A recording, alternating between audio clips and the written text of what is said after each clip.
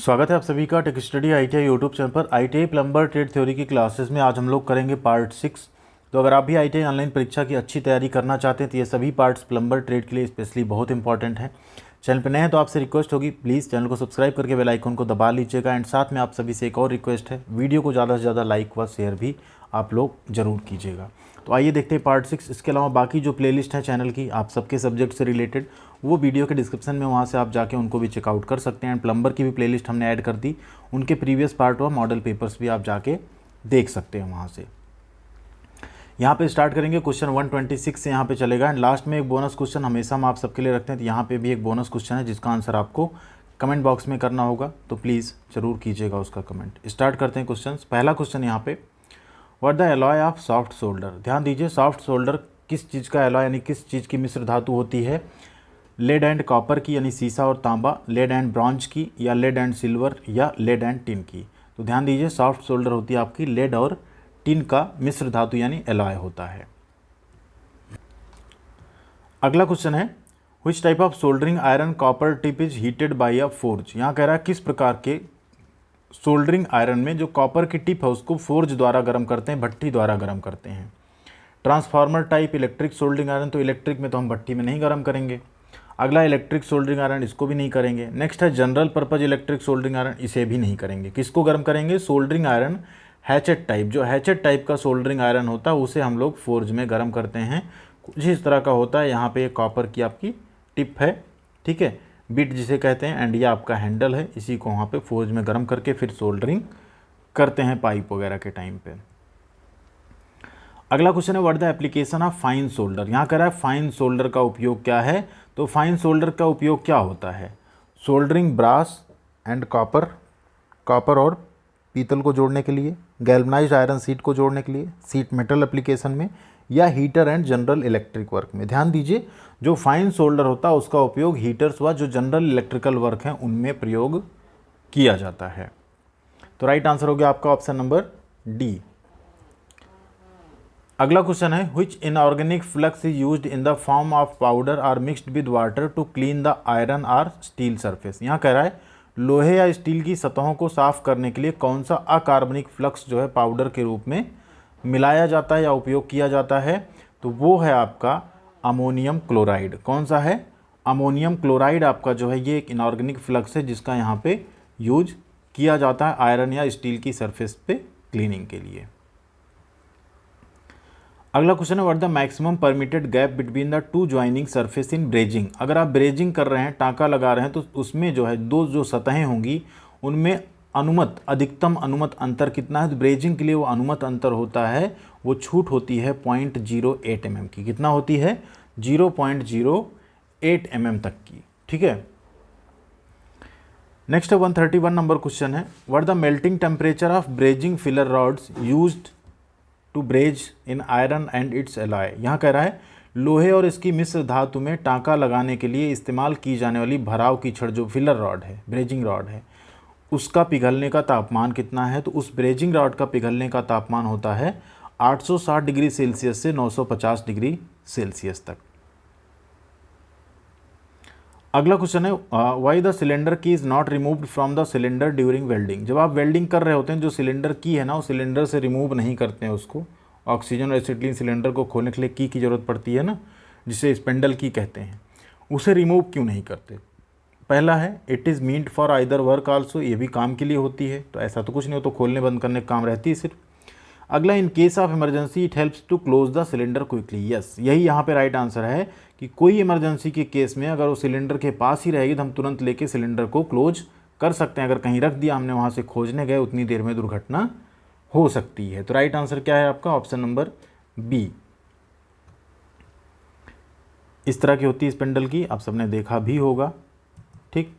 Next question पे चलते हैं। क्वेश्चन 133 है, what the effect if interchange to fix oxygen and acetylene regulators to cylinder. यहाँ कह रहा है यदि ऑक्सीजन और एसिटिलीन के रेगुलेटर को हम आपस में क्या करें?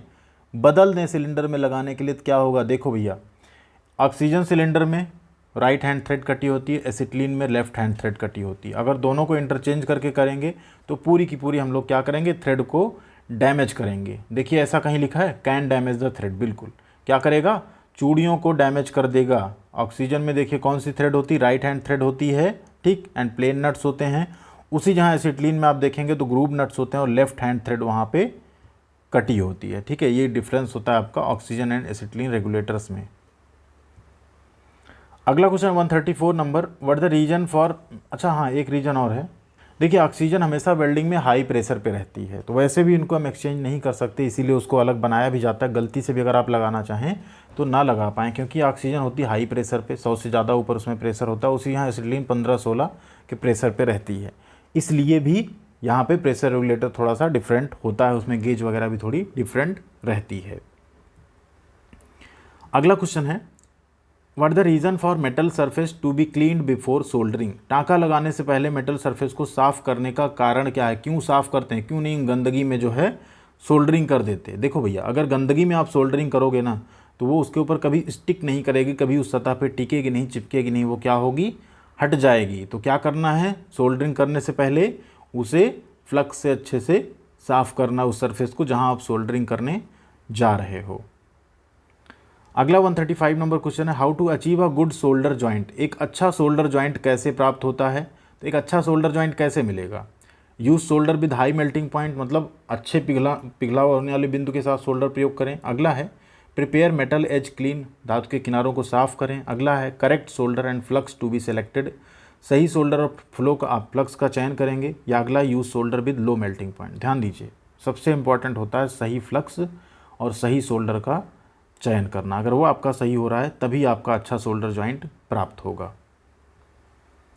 Next question, what the reason for weak joint while soldering. Solder करते समय कमजोर जॉइंट बनने का क्या कारण है। पहला, एप्लीकेशन ऑफ इनकरेक्ट फ्लक्स, गलत फ्लक्स के कारण। सेकेंड है solder as much surface as possible, जितना संभव उतना सतह सोल्डर की आपने। नेक्स्ट है move the soldering iron slowly along the work, टाँका लगाने वाले सोल्डर को धीरे धीरे काम के साथ स्थानांतरित करें, ठीक। या अगला है the point of the soldering iron touches only a portion of the area, टाँका लगाने वाले सोल्डर का बिंदु क्षेत्र केवल कुछ ही हिस्से को छू रहा है, तो कुछ ही हिस्से को छुएगा तो आपको कमजोर सोल्डरिंग जॉइंट प्राप्त होगा। अगला 137 नंबर क्वेश्चन, ऐसे इमेज वाले क्वेश्चन बहुत आते हैं। What the name of mason tool. इस मेसन टूल का आपको नाम बताना है। मेसन मतलब होता है राजमिस्त्री, जो ईंटा गारा इन सब का काम होता है, वो मॉड्यूल है आपका ये। तो ये है आपका सावल, क्या बोलते हैं इसको, सावल बोलते हैं। Next question, what the name of tool. इस उपकरण का आपको नाम बताना है। क्लब हैमर है, स्कॉच है, बोल्स्टर है या जॉइंटर है। हिंदी पे मत जाइएगा, थोड़ा सा गड़बड़ है। तो ये है आपका बोल्स्टर, जनरली ईंट कंक्रीट इन सबको ये तोड़ने के काम आता है। तो राइट आंसर हो गया option number C, bolster. 139 number question है, what the minimum compressive strength of first class bricks. यहाँ कह रहा है फर्स्ट क्लास ईंटों की न्यूनतम संपीड़न ताकत कितनी होती है, तो मिनिमम होती है आपकी 105 किलोग्राम प्रति सेंटीमीटर स्क्वायर। ये होती है आपकी जो प्रथम श्रेणी की ईंटें होती हैं, ठीक है। अब यहाँ बाकी का देख लें, अगर जो फर्स्ट क्लास है 105, सेकंड क्लास का 70, कॉमन जो बिल्डिंग ब्रिक्स होती हैं जो जनरली हम लोग घरों में यूज होती है उसका 35 केजी पर सेंटीमीटर स्क्वायर, जो आपकी यहाँ पे संडीड ब्रिक होती है उसका 15 से 25, फ्लाई एश ब्रिक का 90 से 100 किलोग्राम पर centimetre square and AAC block का 30 से 40 किलोग्राम पर सेंटीमीटर स्क्वायर। अगला क्वेश्चन है, which is the grade of ordinary Portland cement comforting IS 12269। IS 12269 के अनुरूप साधारण पोर्टलैंड सीमेंट का ग्रेड कौन सा है, तो उसके अनुसार साधारण इसमें पोर्टलैंड सीमेंट का ग्रेड है 53। कौन सा है, 53, ठीक है। 33, 43, 53 इस तरह से कई ग्रेड की सीमेंट आती है, पोर्टलैंड सीमेंट आती है, जिसमें से यहाँ पर राइट आंसर आपका क्या है, 53। Next question, which is prepared as artificial sand. मतलब आर्टिफिशियल मतलब होता है कृत्रिम बालू। इसमें किससे कृत्रिम बालू जो है तैयार होती है, सी सैंड से, रिवर सैंड से, क्रशिंग स्टोन सैंड से या पिट सैंड से। ध्यान दीजिए, वो तैयार होती है आपकी यहाँ पे क्रशिंग स्टोन सैंड, पत्थर की रेत जो होती है उसको क्रश करके यहाँ पे तैयार किया जाता है। अगला 142 नंबर क्वेश्चन है, what the percentage by weight of कस्ट gravel sound through ISC number 120। यहाँ कह रहा है IS की चलनी नंबर 120 के माध्यम से जो बजरी रेत का वजन है प्रतिशत क्या होगा उसका, तो वो प्रतिशत होता है आपका 45 से 85%। क्या होता है, ऑप्शन नंबर डी 45 से 85% यहाँ पे रहेगा उसका, ठीक है। अगला क्वेश्चन है what the maximum compressive strength of third class brick. यहाँ कह रहा है जो थर्ड क्लास जो जनरल बिल्डिंग पर्पज वाली ब्रिक होती हैं उनकी कंप्रेसिव स्ट्रेंथ कितनी है। तो उनकी कंप्रेसिव स्ट्रेंथ होती है 35 किलोग्राम प्रति सेंटीमीटर स्क्वायर। क्या होती है? 35 किलोग्राम प्रति सेंटीमीटर स्क्वायर। नेक्स्ट है क्वेश्चन यहाँ पे what the recommended maximum size of aggregate in mm for RCC works to all precast item such as a wash basin. यहाँ कह रहा है आरसीसी के लिए mm में समुच्चय का अधिकतम अनुशंसित आकार क्या है जो वॉश बेसिन जैसी सभी प्री कास्ट वस्तुओं के लिए काम करता है। 12 से 20, 12 से 35, 25 से 50 या 40 से 80 mm। राइट आंसर है 12 से 20 mm, ऑप्शन नंबर ए। अगला है what the type of scaffolding. ये स्कैफोल्डिंग आपको देख के बतानी। स्कैफोल्डिंग होता है ना, ऊपर आपको कहीं काम करना होता है, जो मचान बनाते हैं उसी को बोलते हैं स्कैफोल्डिंग। तो ये किस तरह का, इसमें आपको 3 सीढ़ियाँ दिख रही होंगी, इसे हम लोग बोलते हैं लैडर स्कैफोल्डिंग। क्या बोलते हैं? लैडर स्कैफोल्डिंग या सीढ़ी वाला मचान। नेक्स्ट है 146 number question what the approximate period required in days for concrete should be kept in curing. यहाँ कह रहा है कंक्रीट के लिए दिन में आवश्यक अनुमानित अवधि क्या है जिसमें इसे उपचार में ही रखना होता है। तो वो अवधि है मिनिमम, यहाँ पे अभी कहा गया ना कि 7 से 28 दिन। राइट आंसर क्या हो गया आपका? ऑप्शन नंबर बी, 7 से 28 दिन। 147 नंबर क्वेश्चन है which plaster thickness of not more than 25 mm finished surface resemble very much as marble finish. यहाँ कह रहा है कौन सा 25 mm से अधिक तैयार सतहों की प्लास्टर की मोटाई एकदम जो आपका मार्बल फिनिश होती है उसकी तरह होती है। तो वो है आपका यहाँ पे स्टको प्लास्टर। क्या है? स्टको plaster, option number D. Next है 148 number question what the equipment use for masonry work. ये मेसनरी वर्क में यूज होने वाला कौन सा इक्विपमेंट है? तो ये है आपका प्लम बॉब। क्या है? प्लम बॉब, जो आपका क्या दीवार वगैरह की सीधाई चेक करने के काम आता है। ऊपर से नीचे तक आप सीधे जा रहे हो या टेपर तो नहीं हो रहे हो। 149 नंबर क्वेश्चन है which type of bricks are used in construction such as bridge, storage building etcetera. तो ऐसा कार्य जहाँ पे पुल, भंडारण आदि भवन का निर्माण हो रहा है वहाँ पे हम लोग फर्स्ट क्लास जो ब्रिक्स होती हैं, हैवी ड्यूटी ब्रिक्स जिसे कहते हैं, उसे यहाँ पे भेजा जाता है। ठीक है, राइट आंसर क्या हो गया आपका? Option number C, heavy duty bricks. 150 number question है which bond of bricks are laid cross wise with 5 centimetre lap each course. ईंट की किस चिनाई को प्रत्येक 5 सेंटीमीटर मोटाई की दूरी के साथ क्रॉस वार किया जाता है? तो वो है आपका हेडर बॉन्ड को। किसको? Header bond. यहाँ आप देख लीजिए एक बार, ये आपका क्या है? हेडर बॉन्ड है।